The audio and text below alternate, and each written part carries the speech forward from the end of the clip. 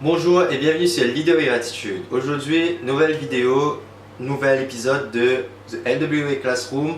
On continue sur la thématique de la motivation et aujourd'hui la question qui m'a été posée et dont je vais répondre c'est comment faire pour avoir envie. Et ben, je trouve cette question intéressante parce qu'au fond je pense que cette personne, elle n'a pas envie de faire quelque chose, mais elle veut avoir envie de le faire, tu vois. C'est assez compliqué en fait, je pense que c'est pas la bonne question à se poser en fait. Genre, tu n'as pas à chercher comment faire pour avoir envie de faire quelque chose. Si tu n'as pas envie de le faire, pour moi tu es sur la mauvaise voie en fait. Bref, je n'en dis pas plus, on va rentrer dans le vif du sujet maintenant. C'est parti. Tout d'abord, je pense qu'il est important de savoir pourquoi tu veux avoir envie en fait. Comme je l'ai dit dans les vidéos précédentes, le pourquoi est quelque chose de primordial en fait.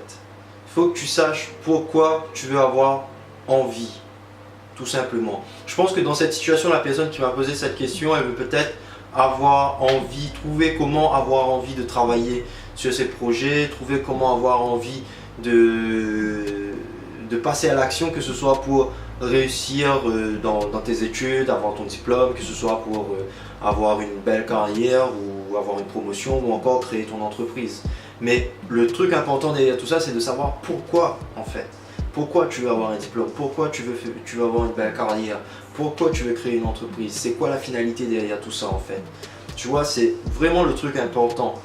Pourquoi tu veux avoir envie.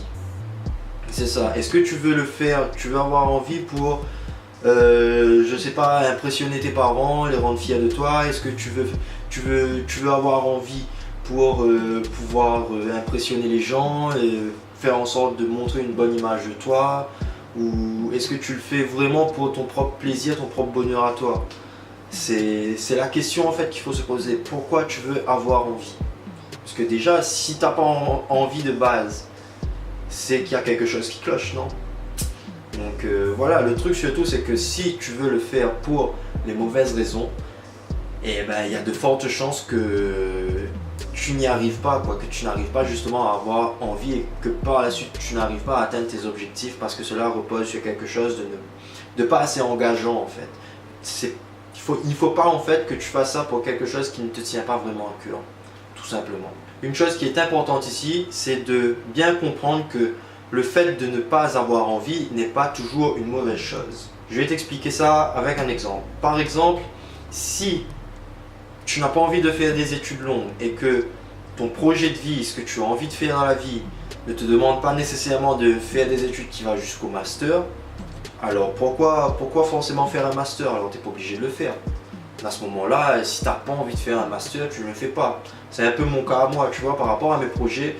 Faire un master n'est pas nécessaire, tu vois, genre, ça peut peut-être m'aider, mais là encore, c'est relatif, quoi, genre, je peux très bien mener à bien mes projets sans master, quoi. C'est possible de le faire. Du coup, c'est pour ça qu'aujourd'hui, je me suis arrêté à la licence et que je passe tout mon temps libre à bosser sur mes projets, essayer d'apprendre de nouveaux trucs et faire en sorte que ça va marcher petit à petit. Et en même temps, essayer de mettre des sous de côté pour financer mes projets. Au final, ici, tu vois, en général, avoir un master, c'est associé à l'image d'un individu qui a fait des études, qui est cultivé, qui est très bien éduqué, qui a des qualifications et qui va ensuite pouvoir trouver un emploi assez facilement et qui va être très bien payé dans l'emploi qu'il aura, tu vois. Moi, c'est pas forcément ce qui m'intéresse. Du coup, je vois pas pourquoi je vais perdre mon temps entre guillemets sur les bancs de l'école à faire un master alors qu'au final, je préfère apprendre les connaissances dont j'ai vraiment besoin par moi-même parce qu'aujourd'hui on a des outils pour ça, que ce soit Google, que ce soit YouTube, que ce soit des livres. Il y a tellement de ressources aujourd'hui que tu peux avoir les informations que tu veux n'importe où, à n'importe quel moment. Il suffit de les chercher. Du coup, voilà, pour moi, un master, voilà quoi, c'est pas le plus important. Donc, si tu n'as pas envie de suivre la voie que tes parents voudraient que tu suives, ne le fais pas. Et de même, si tu n'as pas envie de suivre la voie que l'école te montre comme étant la voie principale pour bien réussir sa vie, Si ça ne t'intéresse pas, si ça ne te convient pas, alors ne te force pas à avoir envie de le faire en fait. Ce qui est le plus important, c'est d'écouter son cœur. Vraiment. Genre, si quelque chose ne te fait pas envie, c'est qu'au final, tu n'es peut-être pas au bon endroit en fait. Si ce qui est censé faire plaisir à tes proches ou à la société en général ne va pas te rendre heureux ou heureuse, ça ne sert à rien de te forcer à avoir envie de le faire en fait. Parce qu'au final, ça ne fonctionnera jamais. Jamais, ça ne fonctionnera jamais. Tu peux pas te forcer à aimer quelque chose, à avoir envie de faire quelque chose. Donc, franchement, suis ton cœur, écoute ton cœur, fais ce que tu as envie de faire et fais pas ce que les autres voudraient te voir faire. Tu vois, peut-être qu'au début, tes parents, tes proches auront du mal à accepter ça parce que pour eux, tu vas être en train de gâcher ton avenir en fait. Mais le plus important, c'est ton bonheur à toi en fait. Pour pouvoir rendre les autres heureux, il faut que toi-même tu sois heureux. Et si un jour, enfin comment te dire ça, tes parents finiront par te pardonner en fait, d'avoir choisi une autre voie. Et si tes proches ne te pardonnent pas d'avoir choisi une autre voie, au final, ben, c'est qu'ils ne méritent pas d'être dans ta vie, tout simplement. Tu n'as pas besoin de personnes négatives qui vont te tirer vers le bas et qui vont te priver de ton bonheur. Donc, voilà. Au final, ne pas avoir envie n'est pas nécessairement une mauvaise chose en soi. Comme je le dis depuis tout à l'heure, le fait de se demander comment avoir envie, ce n'est pas la bonne question. La vraie question, en fait, ce serait plutôt de se demander qu'est-ce qui me fait envie.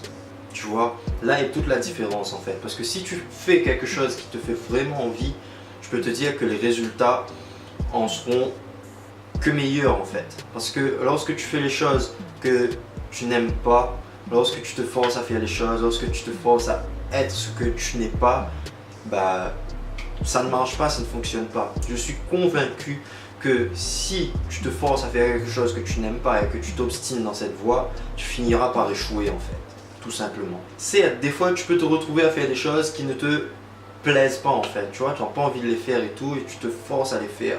Mais justement, tu arrives à les faire, tu arrives à passer à l'action parce que ces choses chiantes vont te permettre d'atteindre un objectif qui te tient vraiment à cœur en fait.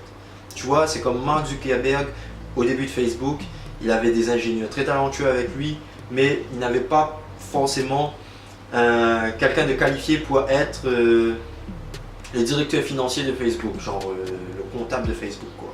En gros, très très gros c'est ça. Et du coup, il a dû se coller à faire la comptabilité et tout, parce que c'était son entreprise. Du coup, même s'il détestait faire ça, il se mettait au travail quand même, parce que derrière, il y avait l'objectif de faire en sorte que Facebook fonctionne, tu vois. Il n'a pas décidé de changer du jour au lendemain et de faire uniquement un truc qu'il détestait. Il y avait une finalité derrière, une motivation, et c'est ça qui compte vraiment en fait. Si tu n'as pas encore trouvé ce qui te fait envie, ce n'est pas grave. Tu as toute la vie devant toi pour trouver ça. Mais le truc important, c'est que tu dois tester énormément de choses. Tu dois tester plein de trucs justement pour pouvoir trouver ce qui te plaît et ce qui te rendra heureux ou heureuse. Pour conclure, je dirais que chercher comment avoir envie n'est pas la bonne approche. Pourquoi absolument vouloir avoir envie de faire quelque chose que tu détestes? C'est contre-intuitif et c'est même ridicule dans certains cas. Le plus logique, le plus évident, le plus efficace, ça serait plutôt de te demander qu'est-ce qui te fait envie plutôt. Pourquoi, qu'est-ce qui te fait envie, tout simplement.